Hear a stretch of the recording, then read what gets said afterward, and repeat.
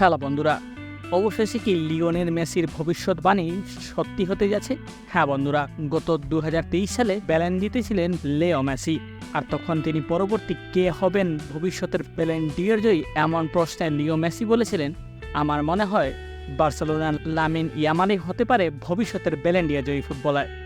Barcelona এবং স্পেনের উঠতি এই ফুটবলারের খেলায় বরাবরের মতো মুগ্ধ ছিল লিও মেসি।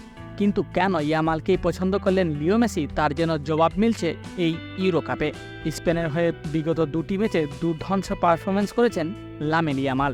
এরকম পারফরমেন্স করলে এবং ইউরো যদি স্পেন জিতে, তাহলে লিও মেসির সেই ভবিষ্যৎবাণী হয়তো সত্যি হতে পারে। তাই দিন শেষে বলা যায়, রতন তো রতনকেই চিনে। হ্যালো বন্ধুরা, ফুটবল রিলেটেড সব ধরনের ইনফরমেটিভ ভিডিও পেতে অবশ্যই ফুটবল গেম চ্যানেলটিকে সাবস্ক্রাইব করুন।